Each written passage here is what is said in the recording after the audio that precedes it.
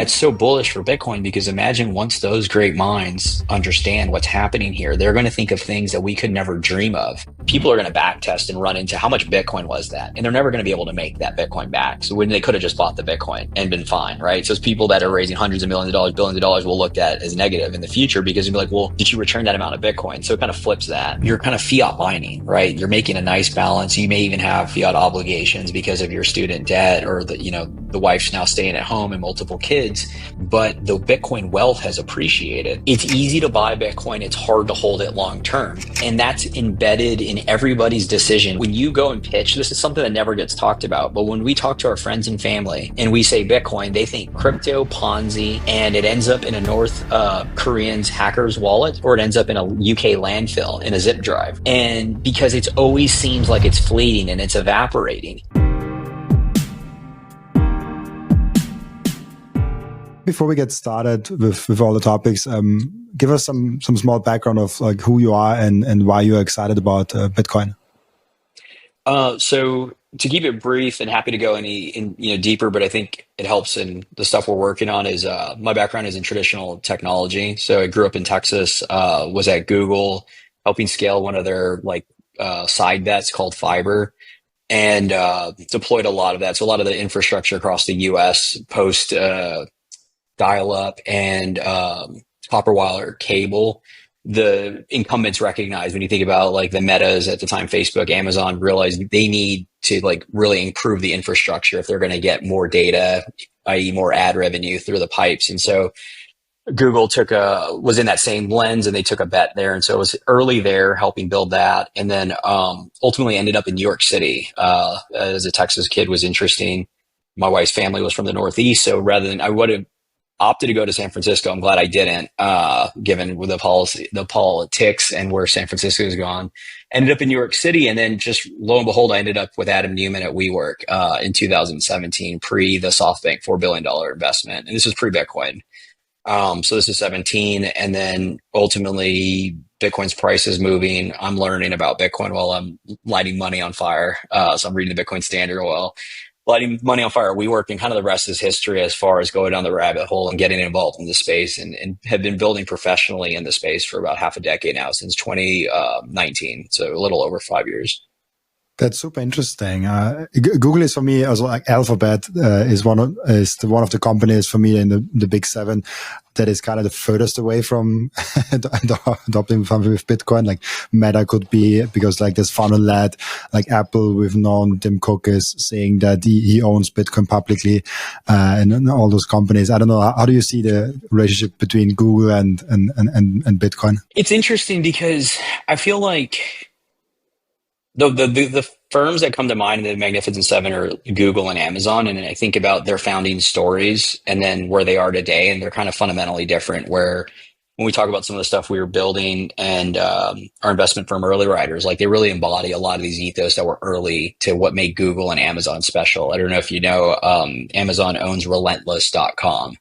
And if you go to Relentless.com, it goes to Amazon. And there was just a very deep spirit of, just embodiment of ownership and figuring things out and hustle. And if you go back to Google's days as well, it was one of the first orgs. It's really what built the meritocracy that you see in traditional Silicon Valley culture and that exists today, and even Bitcoin companies, because they all like grafted on around flat architecture, open up your calendar. I don't know if you use G Suite, but it's kind of like given as a, just assume that you can, if you log in a G Suite, you can see your colleagues and peers' calendars and you can figure out how to do. But that like stemmed from Google because they had this open architecture where you could just show up into somebody's meeting and listen and chime in. And so the point is, like, when I hear Google, it feels like there should be the one that gets it and should be the one that's out exploring and experimenting. But sadly, again, as a company grows, you lose a lot of that, ownership spirit, and really the innovator's dilemma kicks in, and you're ultimately trying to fight to create a moat versus build new products and services. So yeah, I think you're right in the sense, like, the way I've had it explained to me is the Magnificent Seven. It's hard for anybody that's has a relevant business to start to deploy into Bitcoin because it really brings up questions around shareholder meetings and shareholders in general. It's like, what's wrong with your business if you need to start buying these, magic internet beans versus, either buying back your stock or reinvesting it into the business. Interesting. How do you actually look at Bitcoin companies? So not a strategy that has a business around something else and then buying Bitcoin, but actual Bitcoin companies that are building in the Bitcoin ecosystem, like for Lightning or like exchanges or like for yourself with on-ramped. How do you look at the startup space of Bitcoin and the builder space and the spirit of that inside of Bitcoin? Yeah, so I kind of have a non-consensus view that the best companies haven't been even built yet. And I'll take it a step back and say that the best founders haven't even heard of Bitcoin. So, maybe it's a little trite to say they haven't heard of it. Everyone's kind of heard of Bitcoin, especially if you're in technology, but they don't fundamentally understand Bitcoin. And I think most people listening probably can pick that up, that they probably have friends that have allocated or bought some, but they don't deeply understand how Bitcoin kind of reorients the world and how value is, delivered and how value is exchanged. And so the way to think about it is like Bitcoin's only for 15 years into this time period, into its story, and depending on where you put the model, you can think of it from like 85 to 2000. We're at maybe give or take again in the internet bubble where there was a lot of companies you've never heard of and will never hear of, because in general innovation cycles, the first people through the door are never the ones that make it, because it's a lot of work and you're having to destroy capital effectively. And that's just healthy for an ecosystem. You think about, again, the 2000.com bubble, there was a lot of companies that never existed. Amazon came out as well as others, I believe Netflix. But point being is we're so early. And the reason why I share the best entrepreneurs haven't found Bitcoin is because I've been building the space for 5 years. And it was one of the key learnings was, regardless of what people say about the Googles, WeWorks, and Silicon Valley firms like YC-backed companies, they have some of the highest caliber people on the planet Earth by definition, because they're running the most high caliber businesses. And the best talent goes there and the operational excellence is there. And coming into Bitcoin, I just didn't see it. It wasn't there at that level, because you generally have individuals that got in early to Bitcoin and they decided to build a business. But that's very similar to somebody that likes to cook that decides to start a restaurant. It's generally not the best recipe for success. So it's not to say like all businesses aren't like valuable or won't provide value or live into the future. It's just that when you think about real mass commercial adoption and scale, it's not really there yet. Anyway, with all that said, I will say that because we're so early, there's going to be a lot of falling forward, which is nice for a lot of individuals that have been building this space, because at the end of the day, the only thing scarcer than Bitcoin is Bitcoin talent. And that's the one thing that these legacy companies can't get, because Bitcoiners don't want to work for the incumbents. They can't. We can't. We'll not choke, but we can't breathe in the environments because they don't allow for creativity and allow for rule breaking, which is ultimately that's the bureaucracy and the fiat system and why people, leave and start these companies. And Bitcoin provides that optionality, because now the golden handcuffs don't exist. Instead of holding the shares in the Googles and Amazons, you actually have BTC, and now you have optionality to go start these businesses. It's super interesting. The comparison with the internet, also with comparison with like Amazon, Google, all the Netflix, even all the companies that really grew big from that. Do you see the same need for like in the internet? We needed a lot of companies that build out a lot of things that are now there, and we're still building more and more things. Is it the same need there in Bitcoin, because it's like money and there's like a base protocol that already works, and maybe we need some services, maybe we need some kind of banking system on top of Bitcoin, banking not in the traditional fiat banking, but like people that take care of how to store Bitcoin. There will be different levels of self-custody and different financial services on top of Bitcoin. Maybe we do not need that many companies that the internet needed to build the same thing, because Bitcoin is on its own already kind of good. How do you look at that? No, I think it's going to be the opposite. There's going to be a lot more. And the reason why is, so two angles. One is the companies today building, majority won't, they're kind of building 2D versions, in my opinion, versus they're looking at the world in a 2D way, in the same way a company in 1990s in the internet was building in a 2D way. They weren't building a dynamic nature. And I'll reorient that, and then I'll explain why there's going to be more companies. So if I don't, remind me to bring that up because it'll make sense. But going back to the 90s, if you think about when the internet started, think about in your country or where you were at or your family, because you're probably younger to remember exactly, but the internet comes about and you go to like time.com, write a magazine, and you go to the page, and let's say this was the magazine. Well, you're just putting a static version of the book on the actual website. There's nothing dynamic about it. There's nothing native to geolocation where there's ads. It's just exactly what was in written form on the internet. And it took, roughly 15 years when you go back to 2005 to 2008 with the advent of mobile phones. And it was really the iPhone when you start adding GPS and geolocation and just intermediation of a lot of applications that started to manifest from your phone. When you think about Airbnb, Uber, Netflix streaming, like it took that time to really start to build to the framework of what the internet could truly offer. And Bitcoin's still a key component because you couldn't exchange value without an intermediary. So that ties in going back to why there's going to be a much more other companies, because once you can put money natively through the internet, now we can really start to manifest what the internet was truly supposed to be. But going back to where we started is, so if the first 15 years weren't really building, they were building 2D versions of the internet because there was nothing really dynamic or native. It's very similar to the first 15 years in Bitcoin. And the reason why I say that is because people will talk about, well, this is a novel currency and it's disruptive and it's innovative, right? All the things that and folks come on your podcast to talk about. But then I'm going to anchor it back to still looking in 2D. The best that everyone's come up with is you put all the Bitcoin on this little plastic thing, or you leave it with Coinbase. That sounds exactly like gold. You can hold more gold in your hand, more Bitcoin in your hand than gold. But at the end of the day, it's a digital asset, bare asset. You hold the private keys. And so this isn't just like subjective. This is objectively true when you think about the amount of losses that have occurred in 15 years, because you either have the story of the zip drive that ended up in the landfill, or the person that gets their fingers chopped off because they kidnapped them for their Bitcoin, or it ends up with Mt. Gox or FTX or BlockFi. So for 15 years, we still built on these legacy models of somebody holds a stock or bond or gold certificate, and then I can, give up the risk and they have to hold and I have to ask for permission. Or I take delivery, but you can take delivery of anything. It doesn't mean you want to. There's a reason where gold existed and you could take delivery and park all your gold in your cave or in your citadel, but then a bigger militia shows up to your citadel. Like that's why banks exist. Like Bitcoin doesn't get rid of banks. Now it changes.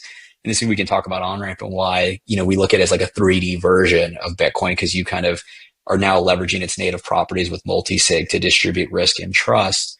But hopefully does that help in like understanding where we're still so early that the mental models and the way we look at the products and services are still building to the old vision or how we like think about traditional architectures. They're not even really building in and you can kind of squint and see this with like some of the Nostr and other stuff. But again, that's not really commercially viable because nobody's really using that stuff. It's an interesting perspective because I do think we are super early, and there's those numbers out. It's like, we had a 3 or 4% adoption. But then I ask myself, like, okay, how many of the people have, let's say, over 20% allocation to Bitcoin? And it's probably like almost none.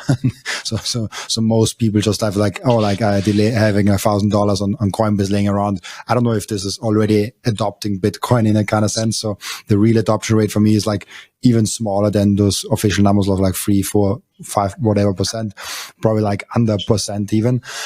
So yeah, we are super early. And if you look back in the internet, when were we at like 1% adoption, what you have seen in Bitcoin coming up, you have not in the internet adoption coming up, you have not seen a lot. So 1995, it was really hard to see what the internet actually will do with Apple, with the iPhone, with Google, with AI and all the rest of it. So I guess it's a really good point of we still don't see what might come in the future.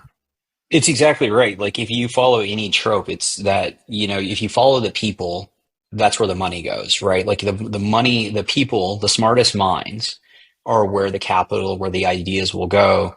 And so what you just shared is the key point backing into why the best founders and companies haven't been built. It's all just objective because that is a key notion that most people don't get. When you hear 200 million people own Bitcoin, it's like we know our friends and family. Like it's not, it's 0.1% of that 200 million have any material exposure, anything over, call it 10 to your or 20%. And so if that's true, then that means the best human capital has not heard or understand it deeply. And that's so bullish for Bitcoin because imagine once those great minds understand what's happening here, they're going to think of things that we could never dream of. And the beauty of it is like I don't know the exact quote, so I'll share the crude version. It's like when two disparate ideas from different opposites come together and combine and like have sex, that's when magic happens. And so like that's what's going to be fun is when you take individuals that have their traditional domain expertise and professional experiences of 10 to 20 years, and then you bring in a deep understanding and grokking of Bitcoin. That's exciting. What we've seen for 15 years is somebody that, grew up in their mom's basement or kind of in their basement, learned Bitcoin, and then maybe started a company. And that's fundamentally different from like, how do you actually build a commercially viable, long-standing business? And that's why it's exciting. How do you look at, you talked about it before, the Bitcoin talent, and it's super interesting. I've recruited myself, like now 3 freelancers, for the podcast. And it was the first time ever that it was in, I think, January I did it, where I put out a small tweet of like, hey, I need an editor for my podcast. I cannot do it alone anymore. Who wants to help? Basically, like that's the gist of it, of the post that I put out. And I was astonished how many people would like to work for Sats, because I'm like, okay, I would like to pay you in Bitcoin. Actually, I prefer it because I earn in Bitcoin. If I can pay you in Bitcoin, that makes the whole process easier. And it's all remote because I don't have an office anyways. I'm just like a 1-person small podcast. And I got, I don't know if this shocks you or if that's something that you also see. I got in the first day 50 or 60 applications, and I've said it I don't have a lot of money. Like I cannot pay any competitive salaries or anything like that. I said it right in the thing. So I think like the hunger of Bitcoiners to work in the Bitcoin ecosystem, whatever it is. I got requests of like, hey, I don't know anything about editing, but I'm willing to learn. Like, I would love to work with you. So I see the hunger of people that really want to work in this Bitcoin industry. Maybe that's comparable also to the internet. How do you look at like Bitcoin talent and Bitcoiners also actually wanting not only their money in Bitcoin, but also like working in Bitcoin? Yeah, I mean, I think it makes complete sense. There's a lot of things converging. Outside of Bitcoin, it's kind of a buyer's market for talent in general because post zero interest rate environment, there's been a lot of layoffs. So there's just like a lot of talent in general versus before where you were having to really, hunt for people. But then once you get to Bitcoin, to your point, there's a lot of individuals that want to break into the space and get involved, and there's not that many companies. So it makes complete sense. The other aspect of it is, so there's like 2 things I think are happening. One is what you said about like the flex or like contract to support with your endeavors. I see a future world where you end up almost like as a partner or a contractor, meaning there's somebody that's doing like 5 different jobs or they're a partial owner in a business. There's like no middle ground with like employee because either you'll be able to leverage AI and one person can do a bunch of things or you'll have like a very key role. So that's just like a kind of side tangent. But then when it comes to people breaking into the space, it's part of Why Early Riders. So we have an investment fund. It's Bitcoin denominated. I believe it's the only one to date. And what we're really excited about there is we have OnRamp, our business. It's a private bank for Bitcoiners or for people with Bitcoin investors. We work with pensions all the way to individuals. And then we have this venture arm. And part of the venture arm being stood up is because I had a background in venture and understood that like when you're operating day to day, these businesses, you get to spot all these gaps that it like truly exists in the market, not things that people are pitching you, but like when you're building and you're operating, you get to see like these different areas. And it was also the understanding that there's no shortage of our clients at OnRamp that ultimately at a certain point want to build in the ecosystem. But where it gets hard is, and everyone kind of feels this, including myself pre getting in, is you're kind of fiat mining, right? You're making a nice balance. You may even have fiat obligations because of your student debt or the wife's now staying at home and multiple kids, but the Bitcoin wealth has appreciated. And so now you're like, well, shoot, I like, you feel that inertia to do something, like whether it's to give back or get involved, but you're also not ready to stick your neck out completely and get off that salary, right? Because it's very addictive. I think, I forgot who it was. I don't know if it was Karl Marx that said like a salary is the opium of the masses or something like that. It's like, it's very easy to get like subdued, but the beauty of Bitcoin is it eventually gets you out of that because enough of that value appreciation coupled with the opportunity that exists in this future world, you cannot let pass you by. And so why I'm bringing this up is because it's really our moat at the venture fund is we get to see these opportunities and whether we help and get the right operators because they're within our network that have been waiting to get into the space, or we invest in individuals because they have the right ideas and they just need the right framework or company or individuals to help them like pull it all together. So it's like partial venture, partial studio incubation. So we have like On-Ramp Mino, which is the Middle East, Acropolis, which is the first Bitcoin treasury management company. These are things that we like tie together. And Chase, the CEO of Acropolis, is a really great example of this. He was actually running a tech company, but he knew he wanted to get into Bitcoin. But it's hard when you're in a vacuum and like working in your own city and own state with your own family, have nobody to talk to about this. So part of Early Riders is we have the Guild Network, and it basically ties all of this together where people are able to get like a member-based community to riff on their different disciplines and experiences that they like. And then we start to organically, discuss and figure out if it's a viable business opportunity. And so it ties into what you're saying about the amount of talent out there. It just needs to be mobilized and put into the right direction. And there's going to be some very exciting things built from it. Absolutely, and it's so funny because it was literally yesterday that I posted the podcast with Chase. I just want to quickly show you this. It was literally yesterday that I posted the podcast with Chase. It was really interesting to talk with him about Bitcoin strategy and all this company, basically the corporate adoption side of it. So that's a fun coincidence that like once we talked, it's literally yesterday that I posted the one with Chase, and he comes up. Yeah, exactly. And Chase is awesome. That team's great, and Acropolis is a great example of just seeing around corners because that business was stood up over a year ago, and it was the corporate craze was growing, but it wasn't like what it is today.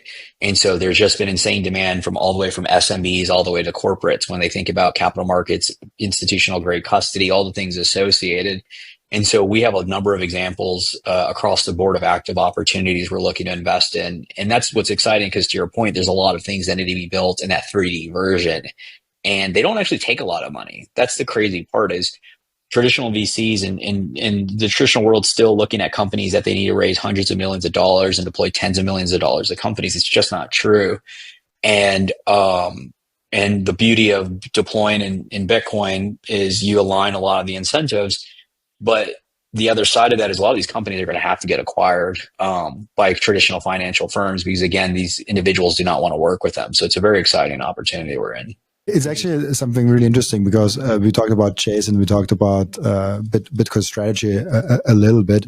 And you said, I think, I don't know if you said it before the recording or in the beginning of the recording, that you have an interesting opinion on like Bitcoin and treasury companies and corporate treasury companies.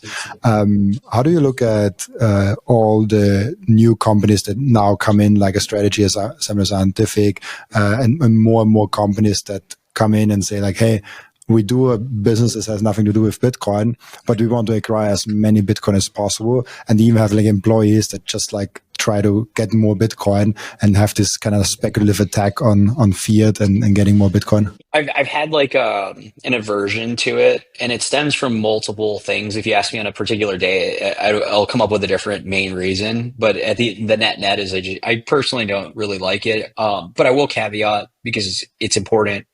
Everything's good for Bitcoin. Right. And at the end of the day, if this thing causes the price to go up and more people know about Bitcoin, well, then more people are going to find out about it. But you can say that exact same thing about FTX and BlockFi. They cause more people to get burned and understand about counterparty risk. That doesn't mean like people don't get hurt. And so sure, the price goes up, but it's kind of an inorganic price going up from multiple functions. One is because obviously fiat in general is inorganic, and so tapping the capital markets to naturally bid up the price, the marginal cost to produce those dollars is zero. And so the marginal price to, produce those shares is effectively zero. So those generally trend back to zero. And so I think about it like the lottery, right? Like, and maybe to like anchor this even better, it's like, sure, like traders can make more Bitcoin if they denominate their units in Bitcoin. The reason why traders don't make much money is A, they're not good at trading, but B, they're trying to make more dollars. And it's really hard to make more Bitcoin when you're trying to make dollars. In the same way, a lot of these corporate treasuries aren't really run by Bitcoiners. They're run by people that like Bitcoin that may have a small percentage. The point we talked about earlier, most people don't have material exposure to Bitcoin. Even the people that are loud on Twitter, a lot of them don't. And so you take somebody that has a portfolio of less than 5 to 10%, and then they're running a corporate treasury strategy around adopting Bitcoin. I liken it to like winning the lotto, right? Like you can give somebody the lotto, but eventually over a long enough time horizon, there's enough studies that you give all the money back. And that's how I think of this inorganic, like consumption. You're taking a vehicle to take a finite unit with infinite dollars, and you're hoping to God, like it's going to not only continue to deliver some theoretical value, but then the people buying these shares are going to end up with quote unquote more Bitcoin than less. And it just doesn't make sense because they're inherently going to be more volatile than Bitcoin. And so think about Bitcoin's profile of volatility and how many people get shaken out when they buy Bitcoin in itself. Well, imagine buying shares in a company that's buying Bitcoin and the volatility. And as the price retraces, now you don't fully understand what you're holding. You're going to have paper hands.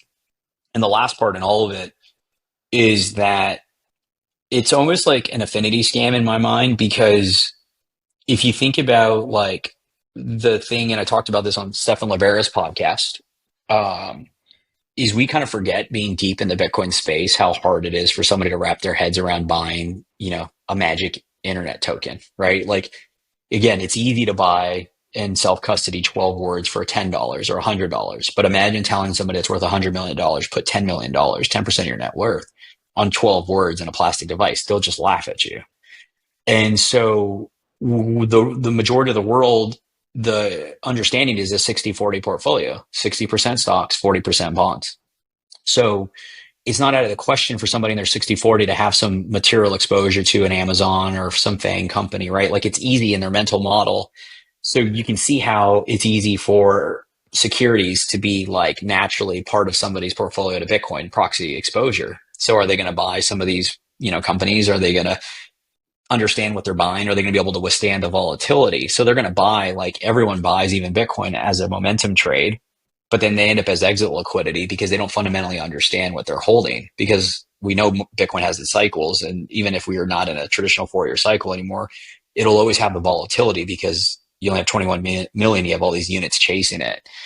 So I probably didn't do the best way to explain it all together, but you can kind of see how these gaps leave a lot of people holding less Bitcoin than more if they would have just bought spot Bitcoin. That's a fair, it's something that I've never did actually. I always stayed away from not having the Bitcoin itself. I always wanted to have real Bitcoin and not like IOUs on Bitcoin or indirect Bitcoin related products like a strategy or like whatever you can buy, or BlockFi Celsius was the same thing, or holding it on exchange. But you are also against just companies buying Bitcoin with the cash they have, basically converting fiat to Bitcoin? No, not at all. So that's A, what everyone's going to do. And B, that's the most exciting thing to me, is companies that are actually producing value to the world and then sweeping that value into the hardest form of money, because then that's a competitive moat in itself, because now they are not going to suffer from the debasement of their corporate treasury. And if you're not suffering from debasement, well, then you're naturally going to be, you are going to mitigate any, risk when it comes to inflation. So you don't actually have to raise your prices. So you don't have to lose you don't have that margin compression. You don't have the degradation, right? Something people don't talk about, but in the traditional economy, we all feel it when you go buy food or you get a product. It's all like subpar because inflation creeps in different ways. You've heard of shrinkflation. And so point being is, when you hold a better form of money, now you get to be aggressive. And not only do you not have to raise your prices, but you can go buy out competitors. But again, it ties into people like to conflate it. But just because you hold a big Bitcoin treasury strategy doesn't mean you're going to be a kingmaker in the future world. Because if you don't know what you're doing and you just know how to play the capital markets, it's just, again, like winning the lotto. You don't know how to make the money. You can go buy the ticket and you may get all the money, but you're going to give it back to the market, whether it's 5 years, 10 years, or 50 years, you're going to give it back because it's not really your money, basically. That's super interesting. I always had a critical stand on nations buying Bitcoin because I don't like the ideas that nations buy Bitcoin when there are so many individuals not even holding Bitcoin yet. Let's put the nations buying as long off as possible. With corporations, I mean, it's just like a smaller version of that. But it's like natural occurring. How do you look at nations buying Bitcoin now and having a strategic Bitcoin reserve? I mean, there's not too much going on, but like US is kind of coming a little bit in that. Yeah, I would flip it. I would say I'm probably more, at least personally, and can walk through where it makes more sense for nations to buy Bitcoin than the corporate, because the corporate is ultimately leveraging, again, the fiat capital markets to buy this asset. And it's like mirrors very similar to like FTX and BlockFi and Celsius. Nobody ever talked about where did all the Bitcoin go, but we know it ended up in a lot of people's pockets that it probably shouldn't have. And that's where I kind of see this ending up is like these corporates will end up not holding the Bitcoin or something will happen and we'll always just call it animal spirits, but we won't know where the Bitcoin goes versus the sovereign. It's more organic in my view in the sense of like one is we've seen the hash rate's kind of completely exploded. It's always up and to the right, but the past 24 months has been increasingly kind of like parabolic. And the understanding is that there's a lot of nation states mining because that's like, covert acquisition of ETC because you take your natural resources, right? And you're from a geopolitical perspective, you're playing the game theory out. You're using your resources to mine the asset. So that's one aspect. The other one is more from just a pure self-preservation. When you think about every region, when you think about, there's no such thing as what's the term, like net neutral export. Every country has its own exports and import, balances because, Russia, you think about what they produce there and then what they need. And as the price of goods and services goes up, they need a better form of money to protect their citizens, right? And their constituents. So if they're holding Bitcoin from a game theory perspective, they're going to be able to protect their citizens when they need to naturally buy. Let's say they need to import wheat, just as an example. It can be any country. And that's self-preservation because if you are holding treasuries and you can have them turned off or you're holding gold and US decides to, get rid of gold or we start mining gold from space, whatever the term is, like, well, you're kind of SOL, you're in a bad position if you have to feed your citizens now that you're revolt. So it kind of makes sense to me on the nation state level more than the corporate level, simply because it goes back to the individual. The individual is producing their value to protect their own purchasing power. So like on the micro and macro example, but then there's this like intermediate play, which is this like zombie version of set up a shell company, leverage a fiat system, dump on shareholders and call it innovation that I'm kind of averse to. Yeah, in general, I'm always like the word innovation is for me so washed out already, or like paradigm shift and all those words because so many people use it in so many different ways. I mean, it's a side tangent now, but it's like people use the word innovation for things that clearly aren't innovations, and so the word kind of lost its meaning for me. If that's what you also meant with that. Yeah, and I think a lot of this just comes back to in the fiat system, it's very much heavily incentivized from rent extraction, right? You think about Wall Street and it goes back to products and fees, and that's basically what these products are. They're like individuals, I think, that forgot either how to deliver value to the world or ultimately are choosing to take the easier path. But in life, it's really simple because if you've ever heard the term easy choice is hard life, hard choice is easy life. Like the fact is that, whether it's an individual or corporate or institution, a lot of the story or narrative you'll hear is that institutions can't buy Bitcoin, so they buy these equities. And like, I don't believe that, simply because those people don't understand Bitcoin. Because if they understood Bitcoin, you're telling me that the most sophisticated investors on the planet Earth can't figure out some way to get exposure to spot BTC. And so the angle is that even if that was true, it can partially be true, but I don't think it is. But let's say it was, and now you get exposure to MicroStrategy. MicroStrategy does its thing, and somebody at the board level, because there's all these large companies holding MicroStrategy, starts to sit around and it's like, holy crap, this Bitcoin thing is actually going to $10 million or whatever.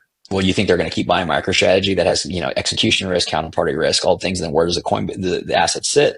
Or are they going to go figure out how to buy the spot and hold it in some, we could talk about what we do at multi-institution if you want, but they're going to put it in a way that protects their purchasing power, because any individual, just like how an individual can't afford to get knocked out of the game because strategy or whoever the corporate gets rugged and now you lose your whole net worth, is the same way that these individuals will eventually think. So this ties back to, sure, as the price goes up, but as fast as the price goes up is as quick as it can go down. And that's ultimately where this leads, because it doesn't make any sense to have a security wrapper around a digital bearer asset. Yeah, you want to have the real thing. You want to have spot Bitcoin and not like a security or IOU or anything like that. And I want to get to what OnRamp is doing. One more thing that I want to get before is, what do you think long term when we think about a fiat world and a Bitcoin world and how different those two paradigms are? And we already talked in the beginning how super early we are and how hard it is to imagine what actually is coming in the future. How do you think Bitcoin will in general impact companies, the startup world, the venture capital world, when the hurdle rate all of a sudden is Bitcoin and not fiat? So it's the hurdle rate is something appreciating and not depreciating with fiat. They're not gonna be able to breathe. They're going to probably die. The old companies, the incumbents, and then there will be net new companies. This ties into our venture capital firm is called Early Riders, and the name stems from having to not only pitch and talk to the largest institutions in the world about holding keys in our multi-institution quorum, and some getting it, others not. But even if they got it, there's so much bureaucracy that exists that they may not be able to move fast enough. And also going deep down the rabbit hole, and looking at AI and realizing how disruptive it is, that these technologies are so disruptive that the incumbents will not be able to fully adopt or embrace them because they disrupt their whole business model, right? So there's that angle of the traditional company. Like you think about a large firm like Charles Schwab and the amount of individuals, like financial advisors are a great example, because yes, financial advisors provide value in the same way travel agents provide value, but you don't need that many travel agents once the internet came about. It's the same way you're not going to need that many financial advisors. So those models they won't fully embrace it. And so they'll get left behind. It's very similar to like Blockbuster, Netflix. But then to take it a step further is when you think about traditional companies. And we talked about this on our last trade podcast with Tad Smith, where he was referencing at a certain point when a company is starting to adopt the Bitcoin treasury strategy, what they're effectively doing is incepting Bitcoin as the hurdle rate and almost like collapsing their business, because either they are going to have to realize that every spend has to eventually net out more Bitcoin or not make the spend, because you could just buy the Bitcoin with the cash flow. And so that kind of changes their model. But again, these companies aren't siloed. Like there's so much fat and bureaucracy and different, cross-functional groups. Like by the time that happens, what we're investing in and what we've done personally is I call it the carrot or stick. So let's pretend you, Robin, are at a big tech company, right? And you have a professional experience, and you're a good employee. You're trying to help your manager or your founder, whoever you're working with, like see Bitcoin, like get this because it's going to help the company. And then by that notion, everyone listening knows that once you see Bitcoin, you start to see the world in a more efficient, dynamic way. It's kind of like seeing truth, right? That's where the food and all this stuff starts to come in as part of what we're doing. And you're like, look, we got to do this. We got to use AI. We got to like deal with this. And they're just like, nah, it's cool. Go back in your corner. And so that's your carrot. The carrot is you're trying to help them. And the stick is like, all right, I'm out. I got enough Bitcoin on my own personal balance sheet. I know where all the bodies are buried. And I'm going to go and I can see where other competitors' bodies are buried. And now I can infuse 2 or 3 things together. And I can rebuild what you guys built 10 to 100x faster at 1/10 to 1/100th of the cost. And not only that, I'm going to use a base level money, which is Bitcoin, and not only appreciates, but I'm going to sweep all my free cash flow. So while you are all suffering from margin compression and inflation, I'm going to be out competing you. And that's the definition of early riders. It's the early riders are going to rebuild this world in the way that you're describing. And that's who basically we're investing in and backing, our companies or individuals that already grok this. Let's take a break for a moment and appreciate the beauty that Coin Vigilante has made with the Bitcoin watches. Those watches are the most amazing, the most elegant way of showing that you are a true Bitcoiner. And Coin Vigilante just dropped a completely new and amazing Genesis edition of their watch collections. You have the date of the first ever mined Bitcoin block in there, and of course also the block height and which epoch we are currently in. I love the level of detail they put in this masterpiece. Make sure to check out those amazing Coin Vigilante timepieces down in the descriptions. I love those watches so much. And now if you have Bitcoin, I really do hope that you don't have it on exchange. But if you do have it on exchange, I have two ways for you to deal with that. The first way is you put it on a hardware wallet. That's the entry for you to get into the self-custody game. I recommend Bitbox, Bitcoin only edition for that. It's a super simple and secure way. And if you check out the link in the description, you even get 5% off if you use the code Robin. And the second way is the Bitcoin Way. The Bitcoin Way is your all-in partner in terms of how to get the most out of your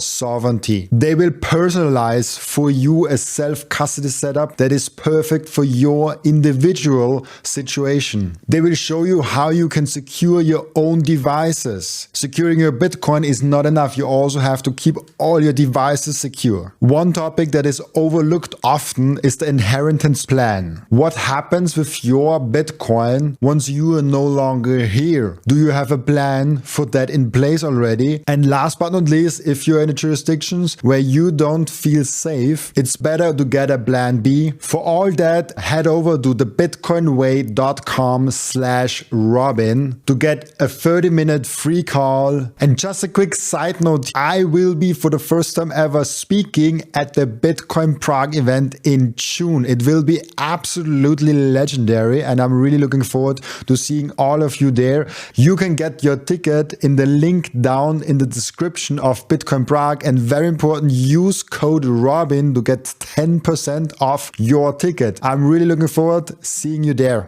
I also heard you talking about, I don't remember which podcast, but on another podcast talking about the real productivity measured with Bitcoin per employee, if I got that right. How do you look at that of like measuring everything in Bitcoin, like Bitcoin per share, Bitcoin per employee, Bitcoin per whatever? Yeah, so I think directionally, a lot of this stuff, like right now in the corporate stuff, they're throwing these crazy like acronyms and things out that they're not really Bitcoin per anything. It's just paper because you don't own any Bitcoin. So they can say per Bitcoin per what's owned.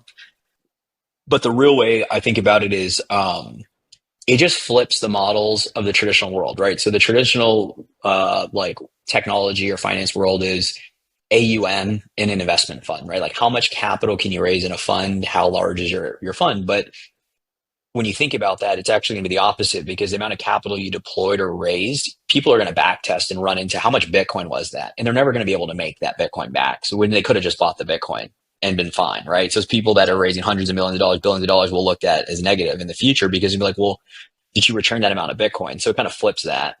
And in the same way, when you look at a company, the usual heuristic previously was like, oh, success is how large is your company? Like if you ever worked at a large company, they love being managers of 30, 50, your headcount is the thing. But in reality, and there's two paths converging. There's deflationary tech like AI. That's, everyone talks about the first person company that will build $1 billion business. But you tie that tailwind of AI and deflationary tech like software or SaaS in general, and then Bitcoin.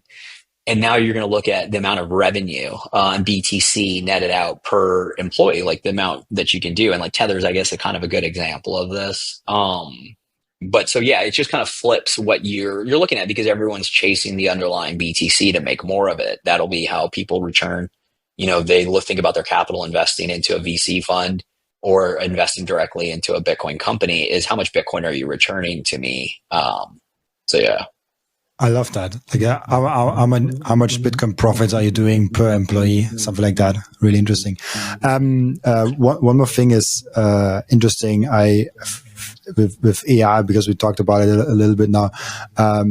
I heard, I think it was Shopify, the CEO, who said, if you want to increase headcount at Shopify, a manager at Shopify, you now have to explain why AI couldn't do that. So like the reverse of that, like show me why we need an employee and not can just do it with AI, which makes it super interesting with what Jeff Booth is also talking about, the deflationary aspect of Bitcoin, and then the efficiency is rising with productivity and technology. What do you think is the AI impact on Bitcoin? Yeah, AI and Bitcoin are fascinating. There's a lot there. To go back to what you were saying, I'll butcher this, but directionally it'll make sense, and I got to go figure out where. But basically, like, there's Metcalfe's law, which is uh, like squaring the connectivity. So Metcalfe invented Ethernet, and it was this notion that as you create more connectivity with computers, you are going to exponentially increase the amount of distribution. And I forget who did it, but it was basically recognizing when you infuse or like interject Metcalfe's law with Moore's law, right? So Metcalfe's law is distribution increase, Moore's law is decreasing of the capital cost for software, right? You're naturally going to open up uh, the internet. You're going to open up the ability to, like, think about SaaS and software and these large technology companies. And what's exciting about AI and Bitcoin is you're taking those two things and then you're just grafting on now a net new thing, which is like AI that is able to, like, AI. I think they're very similar in, like, AI is in this model is take those two, and those were huge for mental models of the technology boom, where Moore's law is AI. So Moore's law is reducing the cost for individuals and compute and the things that are needed to build. And then Metcalfe's law is Bitcoin, because now you're connected everyone to a digital native money, right? And so, like, you're combining that, and that's where, like, it's nobody's talking about this yet because it's still so early. But when you put all that together, and it ties to what you talked about earlier about, like, well, will companies look different, or how many more companies will have Bitcoin? It's like everything, because we haven't infused money into everything we do online, and it'll naturally be part of it, whether it's through commerce or interactions via, like, watching videos or streaming music. And so AI is interesting because um, it's a deep rabbit hole, whether it's the convergence of compute and power, right? When you think about, like, it's a hard one to talk about because I haven't fully wrapped my head around, but there's a very deep synergy happening with Bitcoin and AI and energy that will change. Like, if you go far enough down the rabbit hole, we talk with, like, Matt Pines, you can start to, like, make cases how Bitcoin was sent from the future to come back to self-regulate when it comes to energy, and basically us ending ourselves, because you have to pay AI, you have to pay the energy source. And if you have infinite money, meaning like CBDCs or stable coins or dollars, that ends up negative. But when you have a decentralized money that's completely different, that's self-regulating itself. And so there's an interesting, like, convergence there, but that's more of like a meta angle. Just in general, like, it makes complete sense. If you have AI that is natively on the internet, you need an internet form of money that's native to, whether it's payment or just to manage. Yeah, I cannot imagine an AI agent having a bank account, but I can imagine them dealing with Bitcoin addresses and sending Bitcoins around, AI agents to other AI agents. Yeah, and the topography around Lightning and just in general routing, like, that's a lot of stuff that you'll see where once the models and the understanding, and again, it's some of the best kind of, like, researchers when it comes to traditional AI models start to deeply understand Bitcoin and aren't thinking about crypto, and looking at Lightning and topography there, how it maps to the general topography of the internet and networks. And then you infuse AI with Lightning and payments and build those different nodes. Like, all of that's coming, but it actually probably is a lot sooner than we recognize because of how fast things are compounding when it comes from a technology perspective. Absolutely. And now as a last topic, I'm really interested in what are you doing with OnRamp, and what are you kind of building there? Yeah, so OnRamp is a pretty simple premise. My background for now a little over 5 years has been building Bitcoin infrastructure. I was, the journey was similar to a lot of individuals. You go down the rabbit hole, you start allocating small amounts and ends up being most of your wealth into Bitcoin, and had it on an exchange and realized I needed to get it off the exchange. This is back in like 2017, 18. And I was, as much as I got comfortable with hardware devices, I couldn't like risk putting all my money and being alone on an island here. I just couldn't get there. I credit a lot of people for doing it because this is where the majority of money still sits in Bitcoin on this device, because Ledger has a majority of market share, and then the majority of Bitcoin sits with individuals. And so I ended up going down the collaborative custody rabbit hole. I was an early client of an Unchained when they spun out from the loan product, and then became very friendly with Parker Lewis there, and helped build that business. So I joined in, we were talking in 2019. I joined in 2020 because the market was volatile. And so really built that business from the ground up. We onboarded, thousands of people, billions of dollars.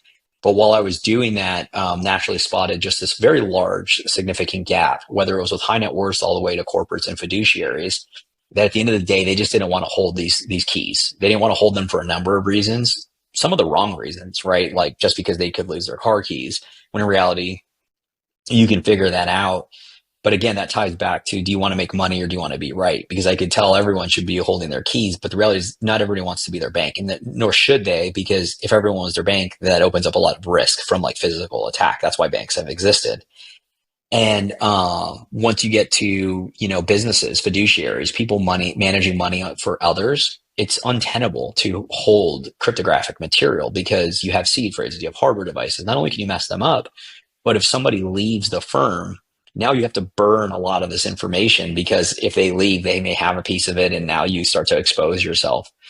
And so that's really where this notion of multi-institution custody came out. And it's really simple. It leverages Bitcoin's native property multisig. It's open source and interoperable, but with the slight caveat that we use institutional grade custodians. So it's a difference between how a hardware key is generally stood up when you think about a Ledger, Coldcard, Trezor, where it's a direct one-to-one relationship, seed phrase, and hardware device. This is institutional grade.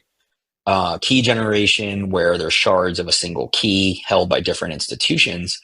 But where this gets really elegant is the client, all of this is obfuscated. We got it down previously in my life at Unchained. It took 2 to 8 weeks to onboard people. I think it's faster now, but you still have to ship the devices. You have to onboard. You have to put the seed phrases, the wallet config file. You have to back them up. If you do it correctly, you should have it in 4 different locations. Most people don't have 4 different places. And then now, and something we've been a little quieter about because it sounds like FUD, but it makes logical sense. It was coming, is the amount of physical attacks that are coming. And I don't know if you saw, the Wall Street Journal had an article. I forgot what it was titled, but it was something to the tune of like, crypto elite get their fingers chopped off because like people are now starting to get kidnapped because all the data is out there. This is also something that we didn't want to talk about. But the reality is every CRM has been hacked or will eventually be hacked because data is data. And in Coinbase instance, I think they were like selling the data, their employees to people. So all this data is out there. Now you have chain analysis and AI tools. You can pretty much discern almost any person's balance, as great as their operational security was. Unless they were mining it or buying OTC in a back alley in 2010, you can pretty much figure out whose balance and what somebody holds. And so now everyone's exposed. And so this notion of multi-institution custody takes a lot of that out of the picture because you can onboard in minutes.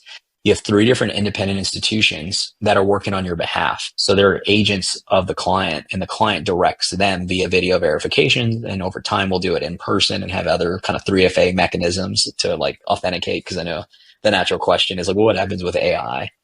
But the point being is it's all on-chain segregated. So it looks like a traditional brokerage account. You can go in, buy Bitcoin, get direct spot exposure, get an IRA, lending, everything you would want. But you're not worried about, if I travel, do I take my keys with me? Because if I bring them, I have a problem, right? But if I don't bring them, then I also have a problem because who's at my house? And so it just naturally allows for individuals not only to build more material positions, but just net new people not have to go through, do I buy an ETF? Do I buy a MicroStrategy? Do I do all this? It's like, no, you can just click a button. And I liken it to like the browser. In 1995, Mosaic came out and it was the access to the World Wide Web. It opened up and democratized the ability for everybody on the planet Earth to get access to the world's information. That's how I think about what we're building here is everyone can get access to spot Bitcoin in a fault tolerant and redundant way. How do you make right now you have to do a video verification when you make a transaction then? Yeah, there's multiple with multiple different entities. So the way it's constructed is when you're on board and it takes a few minutes, you have a direct legal relationship with OnRamp, direct legal relationship with BitGo, and then our recovery partner. We have multiple institutions, so you don't even have to have OnRamp holding a key if you don't, is CoinCover. Your two parties or your what we call active signers is when you go to do a withdrawal, you're going to book time with an on-ramp operations specialist. They're going to go through and it's a dynamic conversation. It's quick, but it's dynamic, meaning you're going to ask, the time, the date, address, a bunch of information that can't be actually deep fake. Then ultimately, once that's completed, you're going to go to a second independent institution. This is where the real magic happens, is because you have a different entity in a different place, in a different location with different responsibilities. And BitGo is one of the best in the business. They hold over $100 billion in assets. They mess something up, that's on them, right? That's their whole business model. And what's exciting about all this is we added actually Lloyd's of London up to $100 million policy on incidents as well, which is really exciting because that really hadn't been done. Insurance hadn't really been done correctly in the Bitcoin space. I can talk to you about that if you want, but it actually adds additional assurances from the common thing that came up was like collusion. Because most people's mental model, when you think about multi-sig, is like everyone's holding these devices. So me and Belshi have this device and we both click it if we want to collude, and then we just take people's assets. It's like, that's just not how it works. Institutional grade custody, you can't call Brian Armstrong and say like, hey, I want to move all of like Bitwise's ETF. Like it doesn't work like that. Even if you kidnapped him, he can't do it. There's controls in place. And so that's how this all works, is there's institutional grade controls at each independent institution, and there's the video verification that just starts the process. And then there's still all the controls in the background before a key ceremony takes place. Do you have something like where you can see where the Bitcoin is, like proof of reserve or something like that? So I'm glad you brought that up because that is inherent to multi-institution custody. So proof of reserves in my mind is almost like a fallacy or window dressing, because you can prove anybody's reserves. Let's forget about the liabilities aspect. If you have a central custodian that's doing proof of reserves and the next day they're hacked or their employees go rogue, well, what did it matter if the proof of reserves was there? Because it was there one day, they're not there the next. Inherent to multi-institution is every wallet is segregated. Every independent, we work with pensions, endowments, family offices, and the majority of our client base is people like me and you. Every wallet is verifiable, it's on chain. And then at the end of the day, it's inherently proof of reserves because you have the title to the Bitcoin and it's right there in your segregated wallet. Interesting. I love that. The one thing I always say, people with self-custody, I love that there are already, because we're so early, already so many different options. And I'm just looking forward to like, how many different options will we have in like 10, 15 years?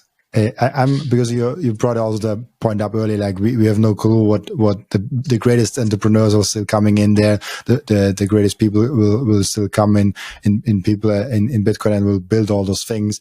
But I already feel like we have now so many different, interesting, and great solutions, ranging from all sorts of angles.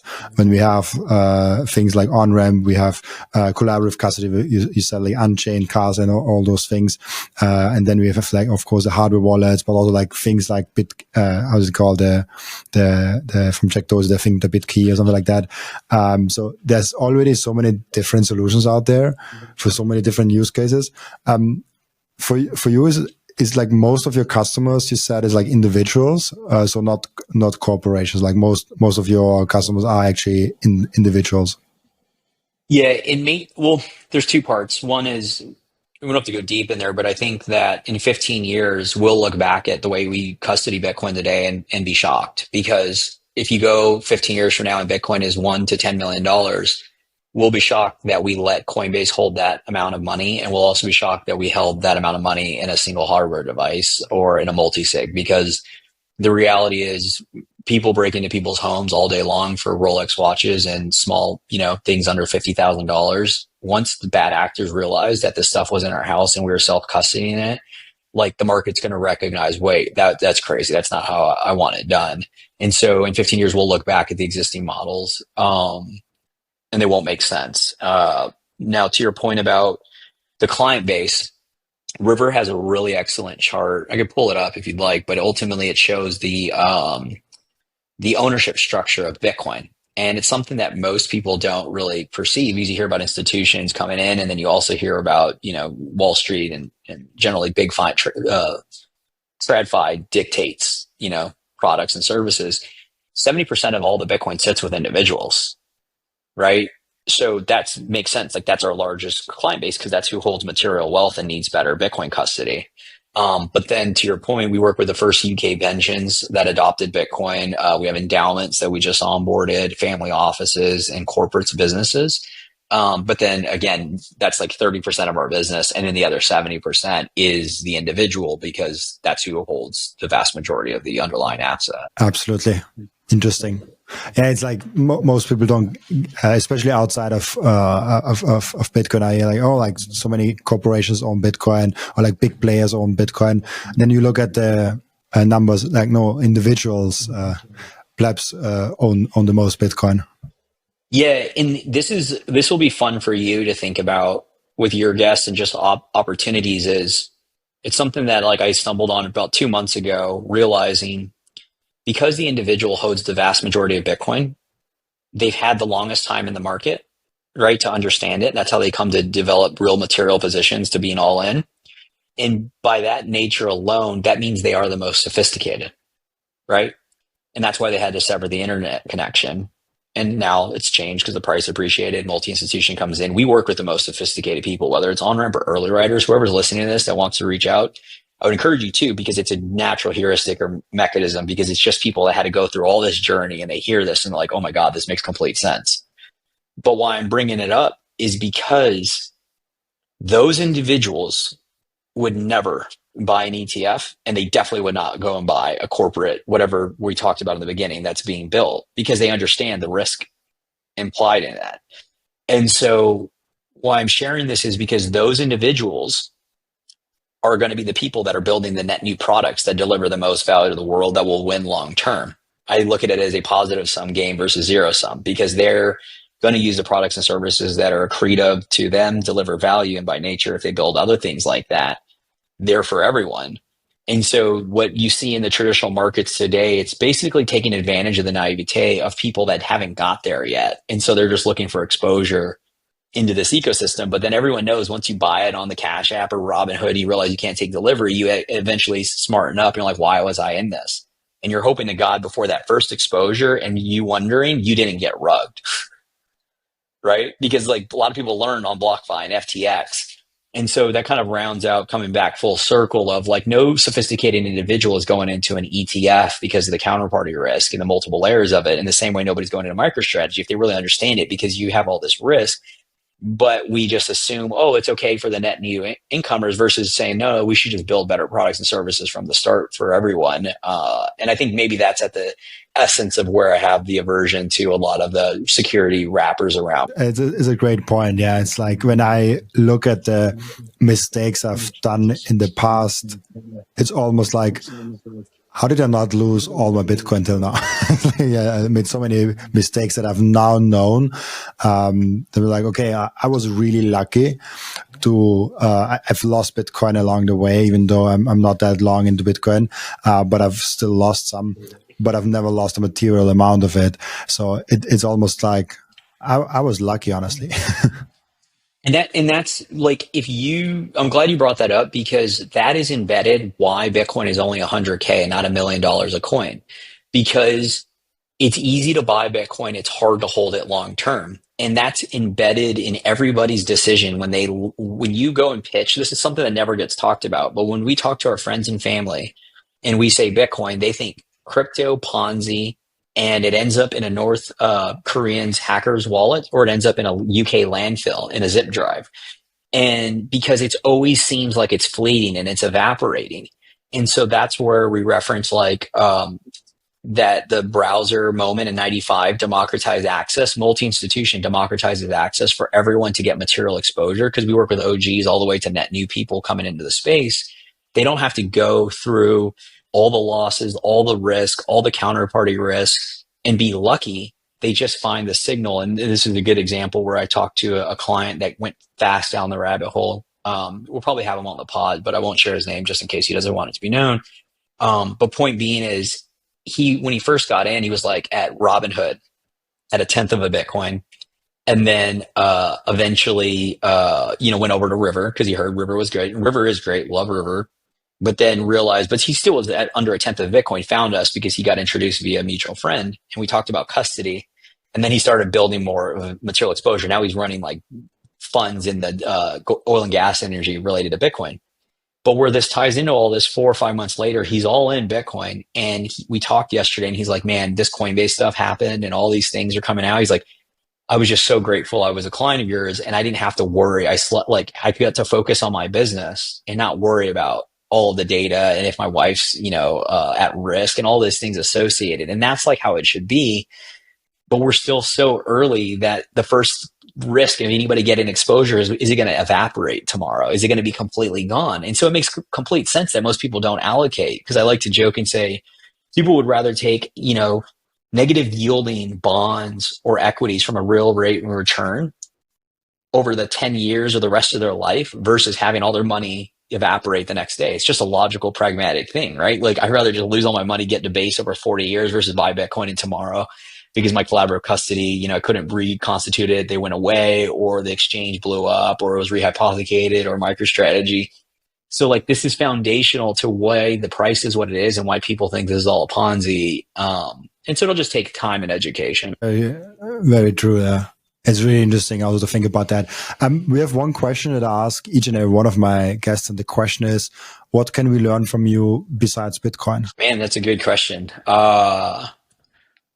I think the value, I think there's like the entrepreneurial aspect, but really just delivering value. Like I think what happened with the traditional world, because it's a little inorganic in who delivers value and who the kingmakers or rainmakers historically have been, that a lot of people have the right instincts and ideas, but they're a little afraid to bring them up or do them, because everyone that's kind of in power or has the ability to shoot them down shouldn't be in that position. And so you ultimately end up with a lot of people believing that they can't do more than they can. And once you wake up that it's like the old Steve Jobs quote, it's like, you can just poke the world and push through it or whatever. It's like, you can just change things.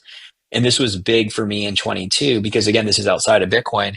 But after everyone blew up, the FTXs, the BlockFis, the Celsius, they realized, oh my God, the Genesis, like even Gemini, right? Because Gemini didn't blow up, but they put their clients in bad assets, even though they were the trusted party of choice, is that these people have no idea what they're doing, right? Like they just fundamentally don't. And so I think that's a big takeaway, is that the world really doesn't have that great of an idea of what they're doing in the traditional sense. Now, once you come into Bitcoin, everything you look at it from first principles, and you can start to see where there's gaps, but there's not a big incentive to either talk about it or to feel like you can change it. And a theme I've shared a lot is like, in the real world, if you have a good idea, it's probably not like the best idea because somebody's already tried it. But in Bitcoin, if anybody has a great idea or good idea or great idea, it's probably an amazing idea. It just hasn't been done yet because we're still so early. So that would be the encouragement, that if you have any kind of idea or feeling where things aren't right, just to really either speak up or act on them, because the second you do, the world has a really fun way of, if you're providing value to the world, it just delivers 10 to 100x more. But I think we all forgot about that because we've been living in kind of again, just a world with inorganic cost of capital and who gets to move it around. And so you don't get to hear that. That's a great point. I like that. It's really exciting to, when I talk with you, to think about what Bitcoiners will build in Bitcoin and outside of Bitcoin with so much capital at hand. Really cool. We have an end routine in the podcast where the previous guest is asking a question for the next guest without knowing who the next guest actually is. And the previous guest asked you the question, when you are doing your best, what do you notice that is one habit that you are doing to get to that best version of yourself? Generally doing the thing that's like the hardest, or that you don't want to do. So like it goes back to hard choices, easy life, easy choices, hard life, right? A good example of this was, when we stumbled, we talk about a lot of these concepts. These concepts may sound theoretical, but they're all built in deep practice and blood, sweat, and tears. You had to do things the wrong way. A lot of things went wrong. And the example is building OnRamp. You just seeing the amount of liquidity into companies, whether it's in the Bitcoin space or the WeWork example, is all this liquidity drowns out all soundness, all sound unit economics, all business decision ideas. Because once you bring in that amount of money, like just imagine me and you, if we raise $10 million, or like we can just say a million, if we start a business in one universe with a million in fiat and a million in BTC, we're going to run laps around the end of our version of the dollars. And so I made this hard choice when we started OnRamp. It's like, I think this was a very big idea. Didn't want to see it get ruined. So didn't go and take external capital, spent my own money. But that like sounds crazy, right? Because, you know, your Bitcoin's price appreciation, this isn't a bear market, but it turned out to be the best decision I could have ever made, not only for OnRamp and how we built the business, but also where early riders stem from. And then you get to like, you know, you get to reap those rewards, but it's not easy because the easy thing to do is to take the money. It's the same angle of like, if you want to get in shape, you don't go to the buffet, but it's hard to not go to the buffet because it's like, it's free food and there's a lot of it. So hopefully that kind of. Yeah, you have to like it. It's so many people want to have like a pill to just like be in shape, but easy but the hard choice is you have to work out and you have to eat nice and then you do all those hard things, and this is what brings then the best version out of yourself.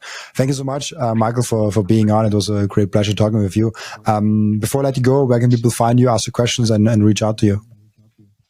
Yeah, so they can find us at onrampbitcoin.com. You can reach out directly to me at michael@onrampbitcoin.com. We're going to be hiring, bringing folks in. I think we had an intern coming in. If you're looking at, you know, getting exposure, building a business, I won't have to share the other emails. You can reach out there if you have ideas. We're always looking for folks. And then on Twitter, it's just mtanguma if you want to follow me or shoot me a DM there. Awesome. Perfect. And thank you so much, Michael, for being on. And also thank you so much for everyone that is watching and listening for joining us today. As always, I'll be back tomorrow with another episode. Bye-bye.